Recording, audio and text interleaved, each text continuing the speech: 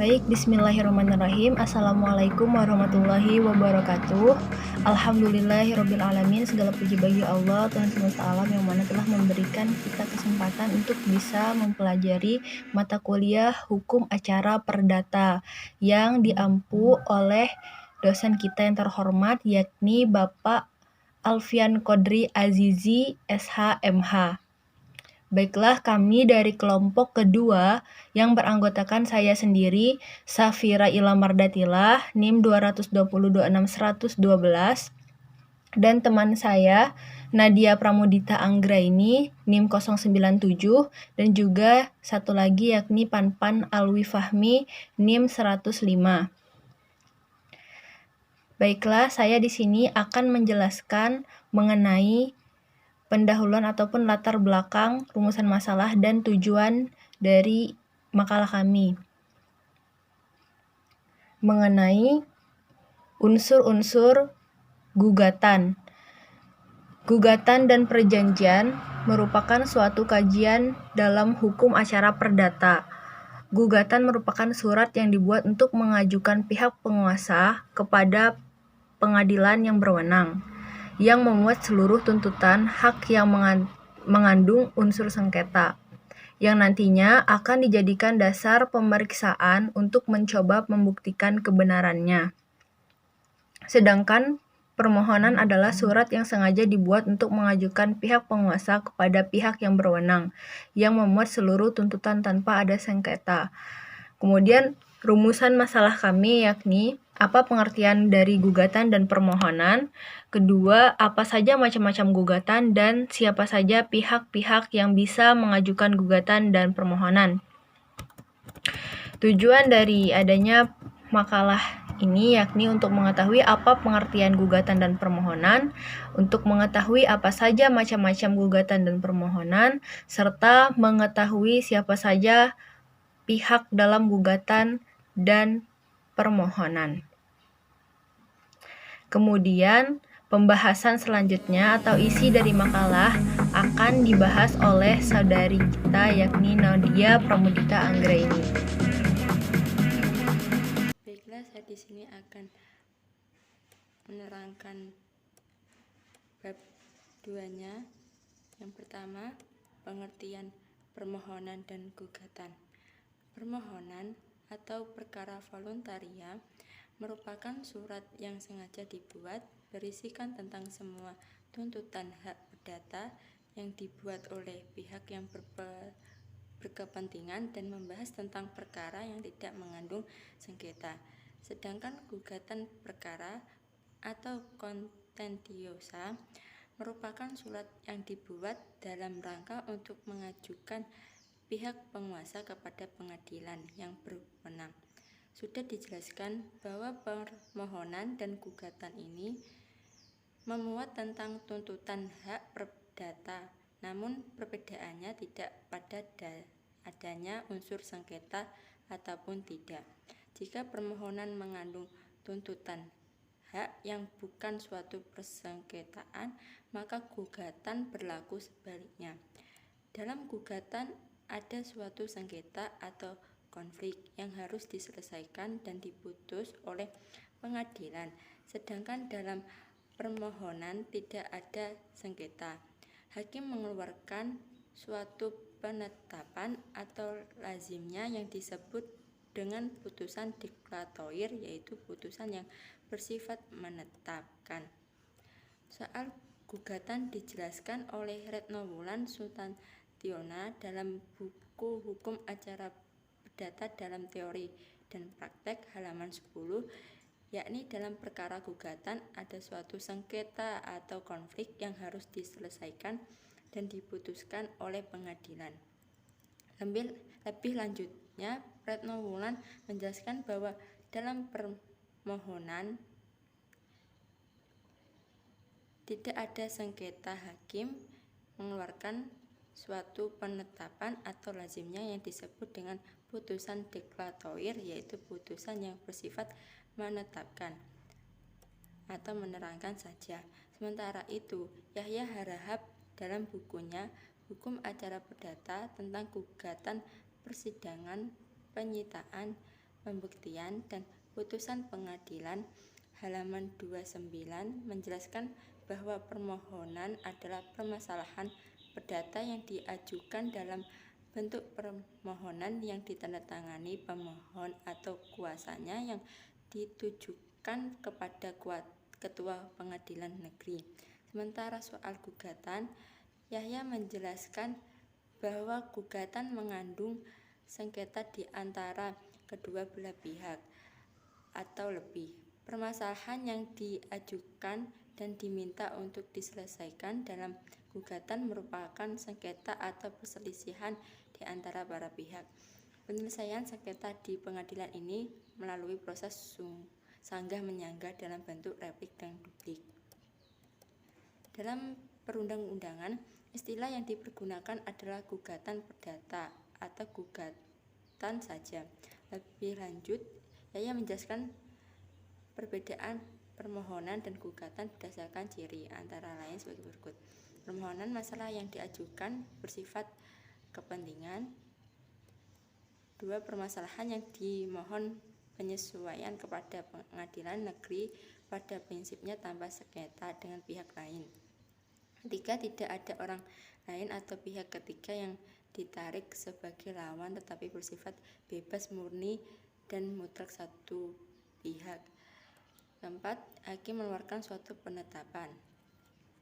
Sedangkan gugatan cirinya 1. Permasalahan hukum yang diajukan ke pengadilan mengandung sengketa. 2. Terjadi sengketa di antara para pihak, di antara dua pihak atau lebih. Pihak yang satu berkedudukan sebagai penggugat dan pihak yang lainnya berkedudukan sebagai tergugat. Dan yang terakhir, hakim mengeluarkan putusan untuk dijatuhkan kepada pihak yang berperkara. Selanjutnya, saya akan menjelaskan tentang gugatan lisan dan tertulis. Dari ketentuan pasal 118 ayat 1 HIR atau pasal 142 ayat 1 RBG dan pasal 120 HIR atau pasal 144 ayat 1 RBG, dari ketentuan pasal-pasal dimaksud, gugatan dapat berbentuk 1. Gugatan lisan yang terdapat pada pasal 120 HIR atau pasal 144 ayat 1 RBG, yaitu bila mana penggugat buta huruf, maka surat gugatan dapat dimasukkan dengan lisan kepada Ketua Pengadilan Negeri yang mencatat gugatan itu atau menyuruh mencatatnya. Secara formil, gugatan lisan karena penggugat tidak bisa membaca dan menulis. Penggugat buta aksara. Cara mengajukan gugatan diajukan secara lisan kepada Ketua Pengadilan Negeri dengan menjelaskan atau menerangkan isi dan maksud gugatan, dan tidak boleh diwakilkan kepada kuasa. Ketua Pengadilan Negeri berfungsi memberikan pelayanan, mencatat atau menyuruh catat gugatan tersebut, merumuskan sebaik mungkin gugatan dalam bentuk tertulis sesuai dengan yang diterangkan penggugat. Yang kedua, gugatan tertulis. Pada pasal 118 ayat 1 HIR atau pasal 142 ayat 1 RBG yang menyatakan bahwa gugatan perdata pada tingkat pertama harus dimasukkan kepada pengadilan negeri dengan surat permintaan yang ditandatangani oleh penggugat atau kuasanya. Dengan demikian, yang berhak dan berwenang dalam mengajukan surat gugatan adalah penggugat dan kuasanya. Gugatan yang diajukan kepada Ketua Pengadilan Negeri yang berkompeten mengadili perkara tersebut yang caranya adalah sebagai berikut. 1. Dibuat sendiri oleh penggugat atau wakilnya dengan surat kuasa khusus. 2. Ditunjukkan kepada Ketua Pengadilan Negeri sesuai dengan kompetensi relatif. 3. Surat gugatan diberi tanggal dan harus menyebut dengan jelas penggugat dan tergugat. Keempat, surat gugatan ditandatangani oleh pihak penggugat dan kuasanya. Cap jempol disamakan dengan tanda tangan sesuai dengan STB 1919 nomor 776 dan dilegalisir oleh penjabat yang berwenang. Surat gugatan yang bercap jempol harus dilegalisasi terlebih dahulu. Setelah surat gugatan selesai, maka harus didaftarkan di Kemaniteraan Pengadilan Negeri yang bersangkutan, serta harus membayar uang perkara. Uang pendaftaran perkara dibayar oleh penggugat bergantung pada sifat dan jenis perkaranya. Suatu gugatan harus memuat gambaran yang jelas mengenai duduk perkara. Dan dalam gugatan harus pula dilengkapi dengan petitum, yaitu hal-hal yang diinginkan atau diminta oleh penggugat. Petitum ini harus lengkap dan jelas. Selanjutnya saya akan menerangkan tentang pihak-pihak yang berperkara. Gugatan, pihak yang berperkara adalah penggugat dan tergugat, sedangkan permohonan, pihak yang berperkara adalah pemohon. Pemohon adalah seorang yang memohon kepada pengadilan untuk ditetapkan atau mohon ditegaskan suatu hak bagi dirinya tentang situasi hukum tertentu. Contoh perkara permohonan di pengadilan agama adalah permohonan dispensasi kawin, permohonan istibat nikah, namun ini tidak berlaku untuk perkara cerai talak, sebagaimana dimaksud dalam SEMA nomor 2 tahun 1990 menyebutkan asasnya cerai talak adalah merupakan sengketa perkawinan yang melibatkan kedua pihak, sehingga walaupun pihak yang berperkara, permintaan dan termohon akan disebut merupakan perkara kontentius dan produk berupa putusan dengan amar dalam penetapan. Dalam gugatan kontentiosa atau yang lebih dikenal dengan gugatan perdata, yang berarti gugatan mengandung sengketa di antara pihak-pihak yang berperkara, dikenal beberapa istilah para pihak yang terlibat dalam suatu gugatan perkara, yaitu sebagai berikut. 1. Penggugat. Dalam hukum acara perdata, orang yang merasa haknya dilanggar disebut sebagai penggugat. Jika dalam suatu gugatan terdapat banyak penggugat, maka disebut dalam gugatannya dengan para penggugat. 2. Tergugat. Tergugat adalah orang yang ditarik ke muka pengadilan karena dirasa telah melanggar hak penggugat. Jika dalam suatu gugatan terdapat banyak pihak yang digugat, maka pihak-pihak tersebut disebut tergugat 1, tergugat 2, tergugat 3, dan seterusnya.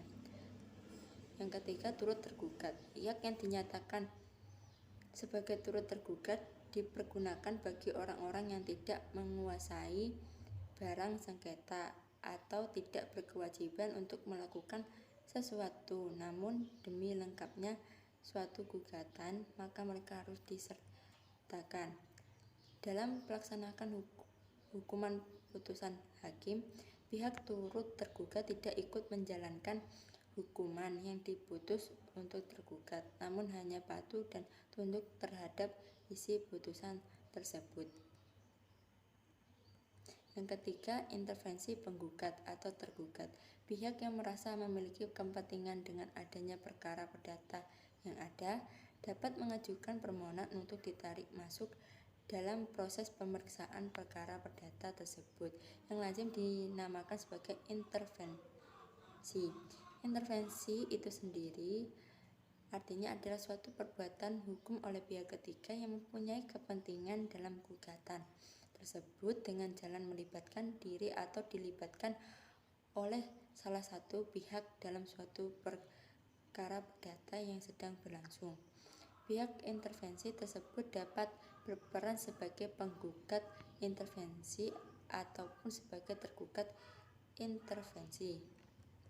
Menurut pedoman teknis administrasi dan teknis peradilan perdata umum dan perdata khusus yang dikeluarkan oleh Balitbank Diklat Kumdil Mahkamah Agung RI 2007 dalam hal mengikut sertakan pihak ketiga dalam proses perkara, yaitu fogging, intervensi atau Tusenkom, dan freezewaring, tidak diatur dalam HIR atau RBG, tetapi dalam praktek ketiga lembaga hukum ini dapat dipergunakan dengan berpedoman pada RV, yaitu berdasarkan pada pasal 279 RV dan seterusnya, dan pasal 70 RV, serta sesuai dengan prinsip bahwa hakim wajib mengisi kekosongan baik dalam hukum materi maupun hukum praktik. Materi yang selanjutnya yaitu kesimpulan. Permohonan atau perkara voluntaria merupakan surat yang sengaja dibuat berisikan tentang semua tuntutan hak perdata yang dibuat oleh pihak yang berkepentingan yang membahas tentang perkara yang tidak mengandung sengketa. Sedangkan gugatan atau perkara kontentiosa merupakan surat yang dibuat dalam rangka untuk mengajukan pihak penguasa kepada pengadilan yang membahas tentang perkara yang mengandung sengketa. Ada beberapa macam gugatan. Yang pertama, gugatan lisan, pasal 120 HIR atau pasal 144 ayat 1, yaitu bila mana penggugat buta huruf, maka surat gugatan yang dapat dimasukkan dengan lisan kepada ketua pengadilan negeri yang mencatat gugatan itu atau menyuruh mencatatnya. Secara formil, gugatan lisan karena penggunanya tidak bisa membaca dan menulis, penggugat buta aksara, atau penggugat tidak bisa membaca. Yang selanjutnya yaitu gugatan tertulis, pasal 118 ayat 1 atau pasal 142 ayat 1, yang menyatakan bahwa gugatan perdata pada tingkat pertama harus dimasukkan kepada pengadilan negeri dengan surat permintaan yang ditandatangani oleh penggugat atau kuasanya. Kemudian, dalam gugatan, pihak yang berperkara yaitu penggugat dan tergugat. Sedangkan dalam permohonan, pihak yang berperkara yaitu pemohon. Sekian dari kelompok kami. Mohon maaf bila ada kesalahan. Wallahul muwaffiq ila aqwamit thoriq. Wassalamualaikum warahmatullahi wabarakatuh.